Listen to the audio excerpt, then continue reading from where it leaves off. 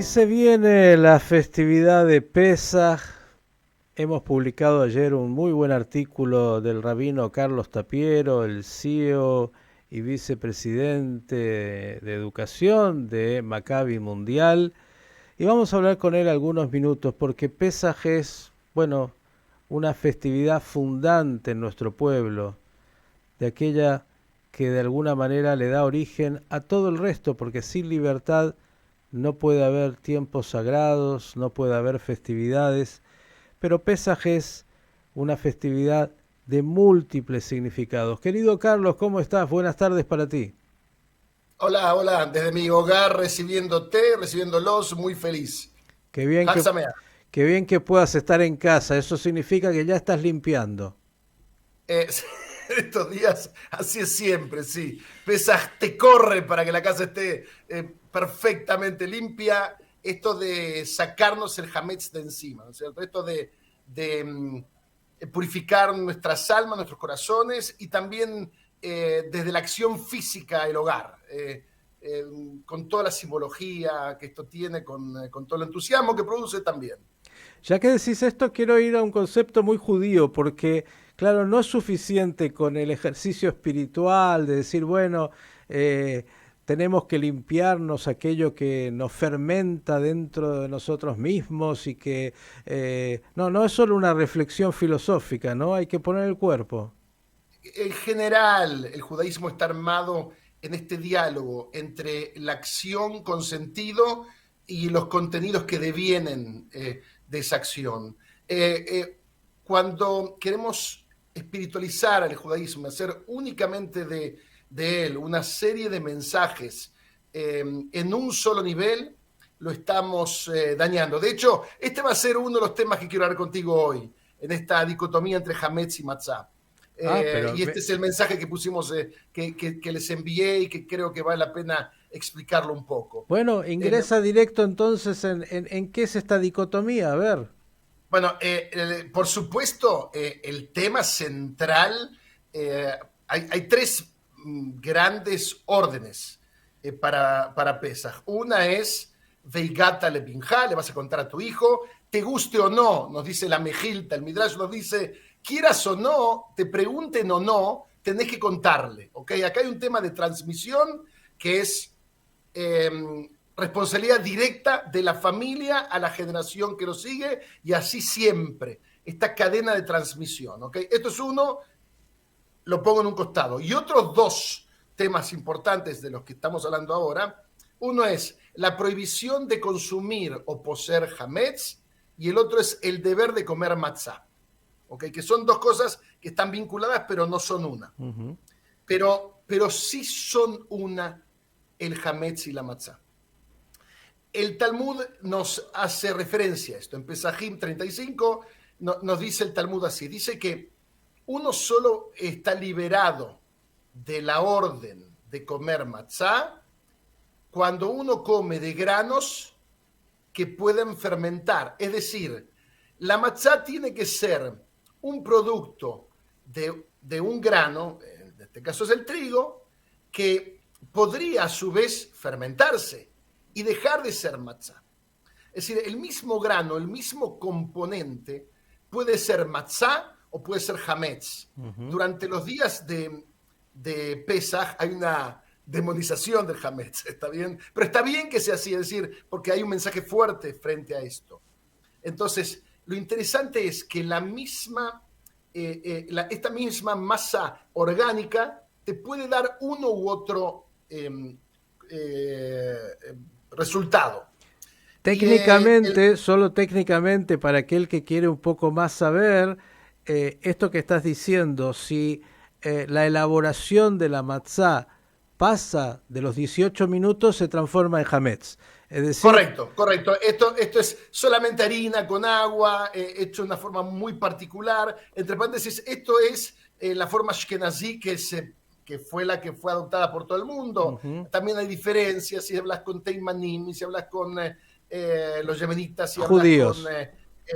sí, en fin, pero en general es la matzá que todos conocemos. Bien. Pero efectivamente o sea, es el mismo grano que podría ser una u otra cosa.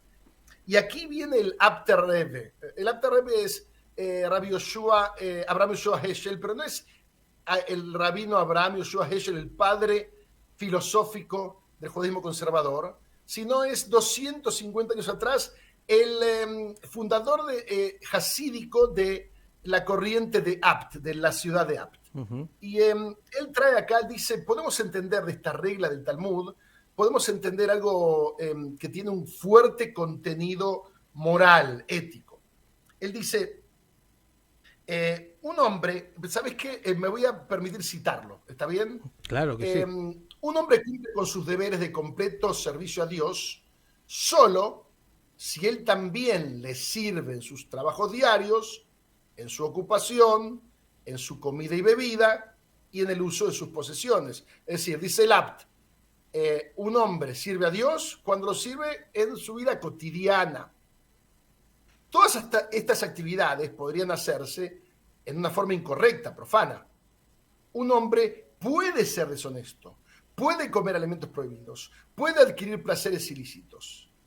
Si por el contrario se dedica a estas actividades con el espíritu de obediencia a los mandamientos de Dios, es decir, negándose a la inmoralidad, ha cumplido ciertamente entonces con un deber supremo. Es decir, uno se enaltece en su actuar y se vincula a Dios cuando uno elige en forma consciente abrazar el bien y evitar el mal. Pero acá con esto que termino, acá el Apt es un revolucionario. ¿Cómo era la Hasidut? Hoy en día es un movimiento reaccionario, pero fue la gran revolución del pueblo judío. Continúa, pero alguien que meramente sirve al Señor mediante el estudio de la Torá y la oración, no ha cumplido con sus completos deberes, ya que esas actividades no pueden ser utilizadas para fines ilícitos. Mirá la analogía hermosa que toma. Él dice, solamente un grano que puede convertirse en lo corrupto o en lo puro puede ser evaluado como tal. Solamente tú eres de verdad un servidor de Dios cuando eliges servir a Dios en actos que podrías hacerlos de mala manera. Podrías mal vincularte con tus hijos, podrías maltratar a aquellos que trabajan contigo, a cotrabajadores. Podrías, y acá en cada uno, imagínate todos los aspectos de la vida, ¿ok? Y ahí tiene que ver con el libre albedrío y con la festividad de Pesaj, porque justamente correcto. hay una elección. El tema de la elección acá es clarísimo. Dice, pero vos no podés, estudiando Torá o rezando, eso nunca puede tornarse en algo malo. Entonces, aquellos que quieran escudarse, porque él también acá está contendiendo como maestro hasídico, únicamente el estudio de la Torá y en la oración, y que con eso estoy cumpliendo mi vínculo con Dios y con el mundo, el Apter dice, no, tu servicio es incompleto, porque la única forma de hacerlo completo es realizar actos que podrías eventualmente hacer mal, pero elegís hacer bien. Ese es el verdadero sentido de Dios. Y esto acá te muestra una columna vertebral de la ética judía. Como acabas de decir, que pasa por un tema de libre elección, pero fundamentalmente pasa en la aplicación de los principios de la Torá en tu vida cotidiana. Y la única forma de poder de verdad servir a Dios es transformando a la sociedad en la que vives en una sociedad mejor. Hacer de tu vida una vida que influya en los demás para mejorar la situación en la que vives, en la que viven los demás, para vincularte desde el amor, desde la comprensión, desde la solidaridad, desde el entendimiento mutuo, desde el diálogo aún en el disenso. Es decir, es tan hermosa la explicación. Y todo esto desde el mismo grano. Nosotros somos ese grano de trigo. Tenemos esa alma y también resolviendo el tema de Guf Banefesh, de cuerpo y alma. Tenemos que unificar quienes somos, dedicar esto que tenemos, que puede dirigirse para un lado o para el otro, en la elección del bien. Y efectivamente ahí está uno de los aspectos más fuertes de la libertad de Pesaj que mencionás también, Miguel, que pasa por uno es verdaderamente libre cuando elige el bien. Esa es la elección de libertad. Porque para elegir el mal, para dejarte guiar únicamente por lo que tu cuerpo y tu estómago, estoy hablando desde una cosa primitiva e irracional, te piden, eso no es elección, eso es esclavitud a tus propios instintos. Eso es lo que hace un animal. Y por eso, Carlos, agregando a esto que has dicho maravilloso y que explica también el pensamiento judío, en el judaísmo no existen, como posibilidad de un judaísmo equilibrado, aquellos que se van, son ascetas, están en un mundo de la santidad, sino que el judaísmo está hecho para la vida y viviéndola en todos sus aspectos y eligiendo el bien, sabiendo que existe también en la vida cotidiana el mal. Es algo que está ahí y la elección libre. Estoy tan de acuerdo. No hay Robinson Crusoe judío. No hay un judío. Si mañana un judío se queda solo en una isla, no puede ser verdaderamente judío. Porque el ser judío es un ser vincular, es un ser familiar, es un ser comunitario. En el caso mío, hoy acá, es un ser nacional acá en el Estado de Israel. Estamos con desafíos terribles, Miguel. Estamos con desafíos tremendos. ¿Okay? En este momento, la esencia misma de este país democrático, liberal, profundamente judío, simultáneamente, está siendo desafiado. Y tenemos un tema muy serio, muy serio. Está ahora en nuestra capacidad de renovar el diálogo. ¿Okay? Hay una explicación de la palabra Pesaj que nunca me gustó, pero la voy a usar.